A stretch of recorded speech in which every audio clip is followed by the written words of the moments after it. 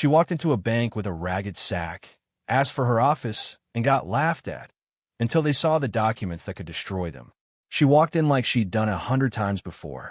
No hesitation, no stumble, just one slow, steady step after another. Odessa Bell Jenkins, 74 years old, skin like sun-dried tobacco leaves and eyes sharp as glass, pushed open the door to Hamilton First Bank in downtown Modesto. Nobody paid her any mind at first. The air conditioning hummed too loud. Phones rang. Fingers tapped at keyboards.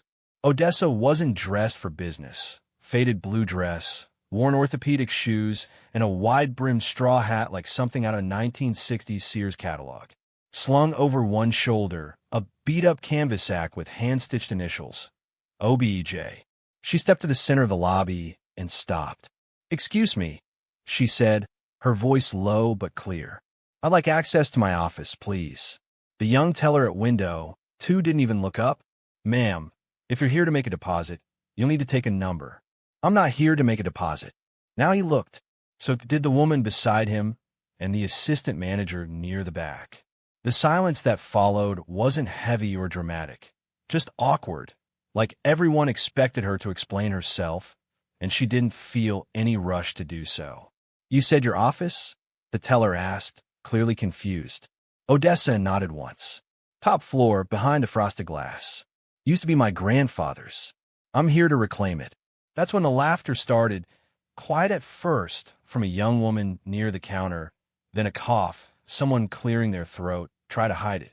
The security guard raised an eyebrow and leaned forward from his stool.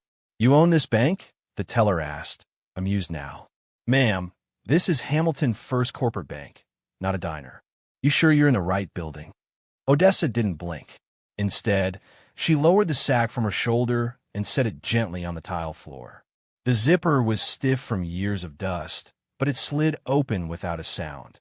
Out came a folded birth certificate, a stack of parchment-colored documents, a glossy black and white photo of a black man in a double-breasted suit shaking hands with a white man in front of a building that looked an awful lot like this one. Then she laid down a single page, framed once, now just laminated for age. At the bottom, in fading ink, a signature that still read clearly, E.H. Hamilton. The lobby went still. The teller leaned over, scanning the page. His face paled. The assistant manager took a step forward, eyes narrowed. "Where'd you get these?" he asked. "My grandfather gave them to me," Odessa replied. "Before he died, he told me to protect them. Said the world would forget, but paper doesn't." "Ma'am, this can't be real." "Is that so?" Odessa tilted her head. "You got a legal department, don't you? Might want to call them." The manager, Mr. Lyles, according to his name tag, came out from behind the counter. Older than the rest, maybe mid-50s. Hair thinned out, shirt a little too tight at the buttons. "Let's go somewhere private, Miss Jenkins." Odessa Bell Jenkins. "Miss Jenkins, if this is some kind of mistake." "It's not, and I prefer we talk up there." She pointed toward the top floor, behind the glass panel, the same one she'd mentioned earlier. He hesitated, looked around. Finally, he gave a small nod to the security guard. "We'll take her to the conference room." They led her past curious stares and side glances. Odessa walked slow, unbothered. She didn't gloat. She didn't explain herself. Her sack bounced lightly at her side with every step. She wasn't there to prove anything. She was there because something was overdue. But before they reached the elevator, someone asked a question that changed the temperature of the room entirely. "Wait, what exactly is in that bag?" It was the assistant manager, Lyles, who asked. His voice was trying to stay calm, but his tone didn't match his eyes. Odessa stopped mid-step, turned slightly, and looked at him, as if she had been waiting for that question all morning. "Proof," she said simply. "Proof this place doesn't belong to who you think it does." Rare. Inside the third-floor conference room, the air felt tighter. Maybe it was the low ceiling or the windows that hadn't been cleaned in months. Or maybe it was the silence that sat between them as Odessa emptied the rest of the sack onto the long table. She didn't throw things around or make a show of it. She placed each item like it was sacred, one by one. Original land deeds, typewritten stock certificates with embossed seals, correspondence between her grandfather Elijah Jenkins and Ernest Hamilton, the bank's namesake. Some pages were brittle, faded. Others had ink so dark it looked freshly stamped. Lyle stared at the pile, his lips parted but said nothing. Odessa reached for a document in the center and slid it toward him. Start with that. He picked it up with both hands like it might fall apart. His eyes skimmed the text. Transfer of controlling interest. Signed 1957. Elijah Jenkins. What is this? The real ownership, Odessa said. Before Hamilton first became part of Weston Consolidated, my grandfather was the largest stakeholder. But the name stayed. They erased him with paperwork. That's impossible. The Jenkins name has never come up in our archives. She shrugged. Not everything makes it into the archives when people want it buried. Lyles rubbed his temple. You're saying your grandfather owned this bank? Why would he hide that? He didn't. He was forced out. Bought out with bad faith terms. Promised shares that were never registered. The merger in 74? That was just a fancy word for theft. The assistant manager opened his mouth to object but stopped himself. Instead, he pulled out his phone and tapped the screen. I'm calling corporate. Odessa didn't react. She carefully laid down the last document, a notarized affidavit signed by Ernest Hamilton himself, recognizing Elijah Jenkins as co-founder and majority shareholder in the original charter. Lyles turned away, pacing while the phone rang.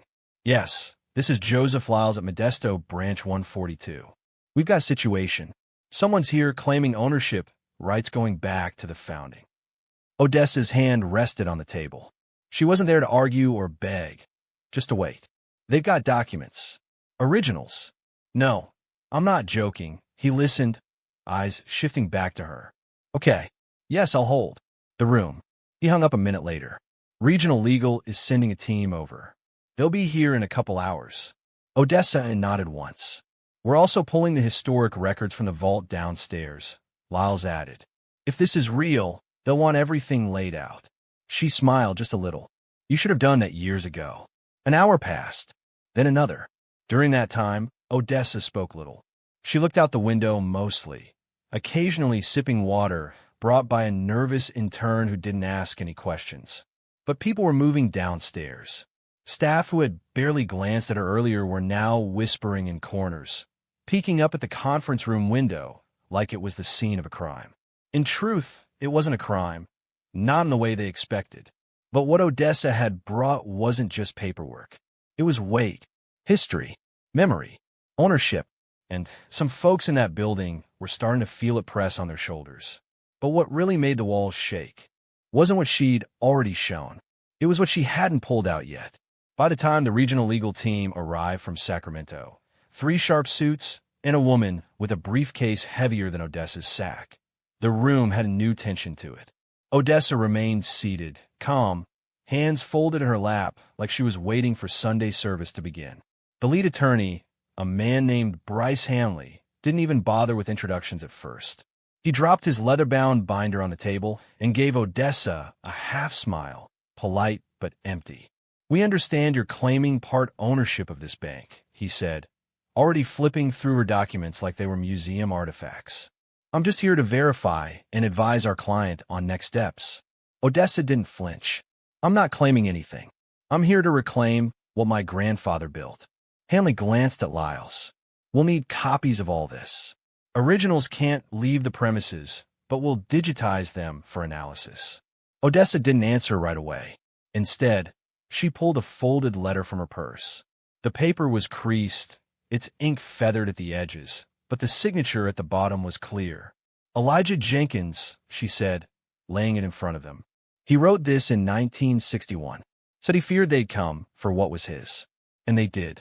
Hanley read the letter, then passed it to the woman beside him. You expect us to believe your grandfather was muscled out of his own bank, and no one noticed? Odessa's eyes narrowed, just slightly. No one who wanted to notice. You think those early shareholders kept clean books? The Jenkins family went from majority owners to nothing in under 10 years, and nobody asked how, because no one cared. We weren't the kind of family people made statues for. Lyles shifted in his seat. But the Hamilton name, Elijah and Ernest were partners, Odessa interrupted. Built this place in the 30s. But only one of them was given credit. Guess which one got written into the history? Hanley scratched the back of his neck. Even if all of this is true, you need to prove continuity of ownership. Paper trails, tax filings. They're all in that sack, Odessa said. I've been filing claims with county offices since I was 28. Every year, every decade, even after my husband died. Quietly, patiently, because my grandfather told me, one day the truth will be heavier than the lies. The room fell quiet. The younger attorney, a woman named Selena Miles, looked up from a typed ledger. This is extensive. Where do you even find some of these? In a church basement, in my uncle's attic, in city archives that didn't know what they had. I spent most of my retirement putting it all together. Hanley wasn't smiling anymore. He tapped his pen on the table. You understand this could spark a lawsuit. I'm counting on it, Odessa said. There was no bravado in her voice, just truth. She hadn't come for charity. She came because she had receipts. Lyles, who had been silent for a while, leaned forward finally. Miss Jenkins, why now? Odessa paused before answering. Because you all laughed, she said. It was without venom, just fact. I walked in with a history no one bothered to remember. I watched the name Jenkins erased from every annual report, every plaque. For years I told myself it didn't matter. But this place, it's built on what my grandfather started, on what we lost. And after all these years, after all the waiting, I figured it's time someone remembered. Hanley rubbed his eyes. We're going to need to bring in senior counsel. Good, Odessa said, sliding the last sheet across the table. They'll want to see this. It was a black ledger, smaller than the rest, handwritten in tight, neat lines. Ernest's private account book, she said. Found it in a box marked receipts in a retired accountant's garage in Madeira. Shows every transfer, every dividend, every time Jenkins' shares were reallocated, without our consent. Hanley looked like he'd swallowed a rock. Selena covered her mouth. You're telling me this was hidden? No, Odessa said. It was forgotten, which is worse. But as the attorneys leaned in to study the ledger, none of them saw what Odessa saw through the glass. The face of someone recording everything from their phone, standing just outside the door. The video was already on its way to the wrong inbox. By the time anyone inside the room noticed, a bank employee, young, maybe 22, name tag flipped backward, had paused just long enough outside the glass to catch 30 seconds of Odessa's quiet revolution.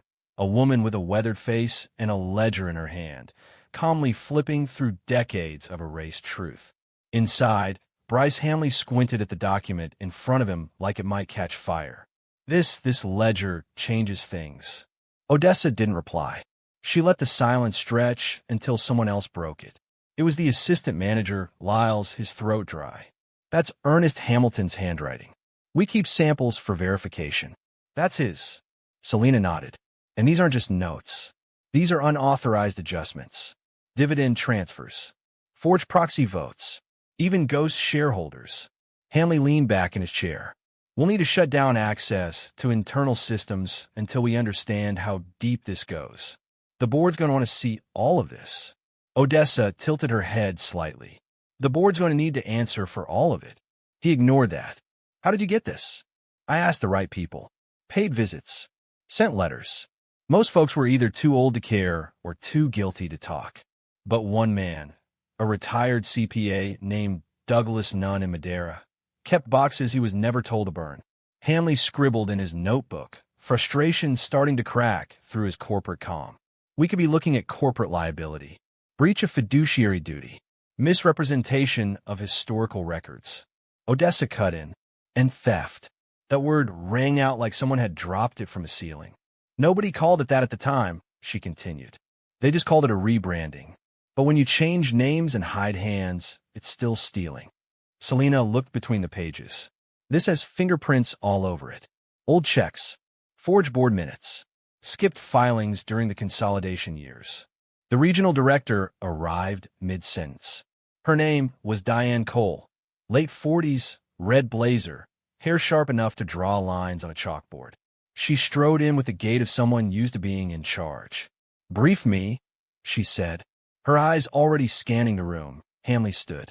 Miss Jenkins has presented extensive documentation of family ownership dating back to the bank's founding, including this ledger, private accounts, likely Hamilton's, detailing unauthorized share transfers. Cole picked up the ledger like it was made of bones. She flipped through it fast, then slowed down at a dog-eared page, her brow furrowed. Is this real? Odessa looked her dead in the eye. You tell me. Cole sat down, set the ledger aside, and folded her hands. Miss Jenkins, if this is what it appears to be, it could spark state investigations. Maybe federal. Do you understand the scope of what you're sitting on? I do. I've lived with it for decades. Cole turned to Hanley. What's our exposure? He hesitated. If this ledger is authenticated, and it will be, it's not just PR. It's shareholder fraud, historical misrepresentation, and likely a legacy of financial discrimination. We may have to notify regulatory bodies. Lyle's quiet until now, said under his breath. We could lose the charter. Odessa finally leaned forward. I didn't come to shut it down. I came to make it honest. They looked at her like she was speaking another language. You think I want her jobs? Your titles, she said. My grandfather didn't build this place, so I could tear it down. But I won't let it sit on a lie any longer. Cole nodded slowly. You're not asking for a check, are you? No, Odessa said. I'm asking for my family's name to be put back where it belongs. On the records, on the wall, on the founding documents. And if it can't be done, I'll let the courts do it for me. For a moment, no one moved. Then Hanley stood. I'm going to call headquarters. And I suggest we stop pretending this is just a misunderstanding. Selena gathered the papers gently, as if handling history itself. Outside the door, phones were lighting up. Word had spread. A local reporter was already downstairs, asking questions about the elderly woman claiming to own the bank. Cole looked out the window, then back at Odessa. You sure you're ready for this to get ugly? Odessa gave a small smile. Baby, I've lived through ugly. I'm ready for true. But while the building braced for legal storms, Odessa knew something deeper was coming, because justice has a way of echoing beyond courtrooms. By the time the sun dipped behind the rows of office buildings in downtown Modesto, the story had already left the bank's walls. A journalist from the Valley Record stood outside the glass doors with a notepad and a camera. Her name was Eleanor Cruz, mid-30s, blunt haircut, no-nonsense voice. She hadn't been sent. She'd come on her own, after hearing whispers from a cousin who worked in the building. Inside, people were moving differently. Staff who had scoffed that morning were now tight-lipped, rushing papers between offices and avoiding Odessa's gaze. Others, mostly younger tellers, looked at her with a strange kind of awe, like they were just now realizing they might be working in a building built on someone else's stolen story. Cole stood near the windows, arms folded, watching it all unfold like a chess game she hadn't expected to play today. She's going to want a statement, she said, nodding toward the reporter. Odessa didn't look up from her seat. Let her in. Are you sure? Let her in, she repeated. I'm not hiding. Moments later, Elena stepped into the conference room, camera slung around her shoulder, recorder already running. I'm told you've got proof this bank doesn't own what it says it does. Odessa didn't flinch. I've got proof it never did. Not completely. And you are Odessa Bell Jenkins, granddaughter of Elijah Jenkins, the man who co-founded this institution and was written out of history without so much as a footnote. Elena sat across from her. That's a bold claim. It's not a claim. It's a record, Odessa said. Everything you need's on that table. The reporter glanced at Cole. Is this being taken seriously? Cole exhaled, tension in her shoulders. We're in the process of reviewing decades of archived material and new documentation that Miss Jenkins has presented. Yes, it's serious. Elena turned back to Odessa. Why today? Why now? Odessa leaned forward, hands clasped. Because I've buried too many people who waited for the world to care. My mother used to cry every time she walked past this building. She worked in the post office across the street for 28 years. Watched the name Jenkins disappear from the foundation plaque. She died before I could show her it meant something. Elena was quiet for a moment, then whispered, You're not doing this for money? Odessa smiled, tired. Child, if I wanted money, I could have sold these documents to a lawyer years ago. But what's money to a legacy? Hanley, still on the phone across the room, hung up. Headquarters has agreed to begin internal investigation proceedings, effective immediately. And the founder's plaque? Odessa asked. Cole spoke this time. We'll order a replacement. With both names, Hamilton and Jenkins. Good, Odessa said, her voice flat. But I want the old one sent to me. My grandfather's name should never have been erased in the first place. Elena jotted something in her notebook. Do you think this story will inspire others? Odessa gave a small laugh. I don't care if it inspires. I care if it wakes folks up. Families get robbed all the time, not with guns, but with silence. Paper silence. Nobody questions a missing signature if the person missing looks like me. Outside, the story had already begun spreading online. A few photos, a short clip of Odessa placing the ledger on the table, dozens of comments, hundreds of shares. People asking questions about Hamilton First Bank's history. People wondering how many other names were erased for comfort. Inside, the bank's lobby was quiet, not from shame, but from recognition. Cole stood, adjusting her blazer. We'll release a public statement within the next 24 hours. A formal apology and an offer for partnership. Should Miss Jenkins accept? Odessa looked out the window. The street lights flicked on below. Across the street, the post office was already closed. She wondered what her mother would have thought if she'd lived to see this. I'm not here for a deal, she said. I'm here to put my grandfather's name back in the light. And if you folks have the decency to do that without another legal battle, I'll call that a start. But the apology would only matter if people remembered why it was necessary. And that part was up to more than just the bank. By morning, the world outside had caught up. The story was on the front page of the Valley Record, spreading across timelines and talk shows. Odessa Bell Jenkins, the woman who walked into a bank with a sack and walked out with history. Headlines loved to make it sound simple. But what Odessa carried wasn't just history. It was memory, stitched together with pain, patience, and proof. The bank issued a public statement just before noon. They called it a failure of historic accuracy and a deeply regrettable omission in the bank's founding recognition. Lawyers had reviewed enough to know it wasn't just an oversight. It was a pattern, and it had taken one woman and one sack to crack it wide open. Inside her modest home just outside Ceres, Odessa sat in her favorite chair, a chipped mug of coffee between her palms. The sack, now nearly empty, lay folded on the coffee table. Next to it sat the old ledger and a new brass nameplate. Jenkins and Hamilton, founders, delivered by a courier that morning with a handwritten note from Diane Cole. It read, "We hope this small gesture is a beginning, not an end. You reminded us what truth sounds like when it stands its ground." Her neighbor, Mr. Ridgway, a retired mechanic who used to wave but never talk much, showed up with banana bread and asked if she'd consider speaking at the local college. Odessa chuckled. "Let me catch my breath first," she told him. But inside, something was different. Not pride exactly. Not revenge either. Peace. Because sometimes the hardest part isn't exposing what was done to you. It's waiting long enough for someone to care that it happened. 3 days later, the bank hosted a private ceremony in their newly renamed Jenkins Hamilton Founders Hall.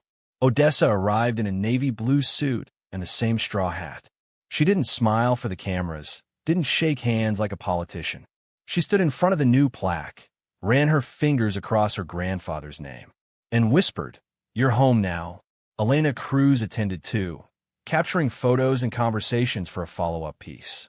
She asked Odessa afterward what advice she'd give to others with a history hidden under dust and silence. "Don't wait for permission to tell your story," Odessa said. "Some folks won't want to hear it. That doesn't make it less true." As guests began to leave, a young teller, the same one who had laughed that first day, walked up to her quietly. His name was Daniel Ortiz. "I owe you an apology," he said. "I didn't know." "You didn't want to," Odessa replied gently. "But now you do." He nodded. "You changed the way I see this place." "Thank you." She gave him a slow look. "Now change how you treat the next person who walks in here with something to say." Outside, the wind kicked up and rattled the doors as they closed behind her. The sun was warm. Odessa's shoulders felt light for the first time in a long time. She didn't come to destroy anything. She came to uncover what should have never been buried. Not out of anger, but out of love. Love for a man who taught her that truth is patient. Love for a family who deserve better. Love for every person who's ever been erased because they weren't easy to remember. In the weeks that followed, other families began stepping forward, asking questions about land deeds, property losses, misfiled ownership records from decades past. Odessa didn't plan to lead a movement, but her story had already lit a fuse. Because once people realize the silence isn't accidental, they start listening differently. And once they start listening, the world shifts. So if you're sitting on a truth the world forgot, this story is for you. Don't let it rot in a drawer or die in your memory. Speak it, protect it, and pass it down. Because sometimes the quietest voice in a room is the one that rewrites everything. If Odessa's story moved you, share it, and subscribe to our channel for more true stories that matter. You never know whose truth is waiting to be heard next.